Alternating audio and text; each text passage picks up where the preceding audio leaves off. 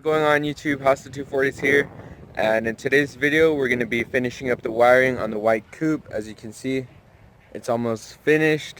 Here's a better view of the car. As you can see, I washed it, but you can still see like some paint chips, or yeah, if you want to call it paint chips. I can see the previous owner tried to repaint that with an ugly off-white, and I bought paint from AutoZone. That way we can what's it called, fill up the paint chips. But here we got the door harness, and all of this stuff goes inside the door right here. That is what's gonna be causing this to open with the remote that we got from the brown shell. And then inside we got this little stabilization bar because it helps stabilize the car. But we finished up wiring it. I put in the harness, the top harness, and then the engine harness my dad put it in, and then all these wires are for the alarm. And then you can see the AC components are in there. I finished up that door over there. You can see all the cables and connectors are labeled. I put some of the interior already. As you can see, the headliner, the little thing, the visors, but except the rear seats because we still need to maneuver some stuff over there. But there's the paint, and then the wires, the seatbelt motor, and then I think that's pretty much it. Put in the trunk. We have some rust. As you can see, I already started grinding it down, but in this video I'm going to be showing you me doing that. And then the fuel pump, we still have to take it out to see if it's bad or not. But I repainted this little fuel pump cover because it was rusted, and then I was sanding this down earlier. But here's the brown coupe with a bunch of parts in it. And then on the right door, so you guys get a closer look, this door, since it's manual, it doesn't have a motor that goes right here. And that motor, what it does is that it moves this stick, and what this stick does is it locks and opens the door. So without that motor, my alarm won't be able to work, and if I press the button to open the doors, it's not gonna work. So I need to get the motor from the other door, the other side. The motor from this, as you can see, there's a connector. This is the right door, number 1. This is a motor, 2 bolts, 10, and that connects inside right there to this stick right here, which allows the doors to open with the remote. And I think that's pretty much it. But here's a look of the brown shell. We're probably going to be selling this soon, really soon, because we need to get it out of here. But I'm not sure if I showed you guys the holes already, but here's one giant rust hole. It's gross. And then here's number 2, right by the gas pedal. That's probably why it felt really unstable right there. Felt like a little, really like gooey when the carpet was inside.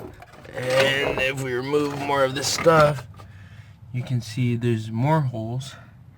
And there's another one right here by the wheel well right here. I think that's what it's called. But we changed out the steering because the ignition switch had some like alarm switch stuck on it, like a kill switch, and I wanted to transfer that to my car.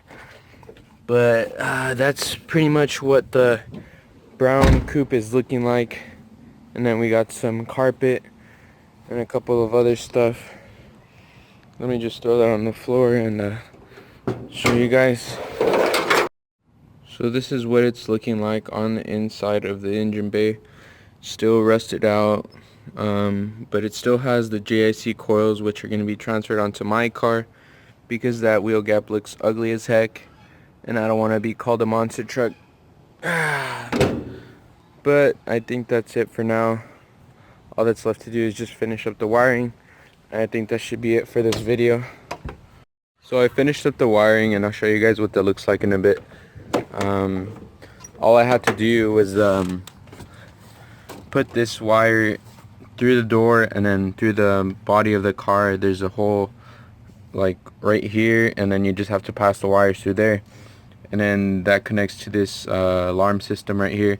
And then these two connectors, one is to the dash, I think, and then the other one is for the cluster, or yeah, I think so. And you just pass them through here, and then you just connect it to this motor right here, which is the motor for the automatic doors. And that's what it's pretty much looking like right now. I finished up the wiring, so the wiring for this car is pretty much done. It's ready for the engine to be dropped in and the transmission, but before we drop that in, I have to get a new clutch. And also I spray painted the engine bay. As you can see, the little struts right here, or whatever this is called, are painted, but these are gonna go on the brown car, so it doesn't matter if I paint it over it, because the coils are gonna go on the top and then it's not gonna be painted. But I did paint over some cables because I was too lazy to remove them, but I can just grab brake cleaner and then just scrub it off, and then it'll look brand new. But this is how things are looking right now. I think personally, I think it looks pretty good for like a 40-minute job. I did it in like 30 minutes. I'm not sure, but I removed the headlight system because I decided to repaint them as well because they had paint chips and rust. But this is how they came out. I think they came out pretty good. And I also painted some extra stuff, like these plastics that go in the headlights, and then this cover that goes around the headlights. Also, I painted the trunk because it was really rusted. I'll show you guys a picture of that right now. But this was really rusted, and I didn't want that to get worse. Eventually it would eat up the car, and then the car would be no good. But I painted it. It looks pretty good compared to what it used to look like. But I don't know why you can see like these like little, I don't know, little circles that kind of look like veins or something like that. I think the paint that it had on the bottom, it didn't grab good with the paint, this white paint. But all that's left to do is just remove the fuel pump and then see the condition of that to see if we need to replace it or not. And I think besides that, that's pretty much all this car needs. It's almost ready for the engine drop, and so far it's looking pretty good. Also, I forgot to mention that I painted these too. These my brother did actually. He helped me out, and they came out really good. I'll show you guys what kind of paint I used on these, because this paint is really good compared to what other people use.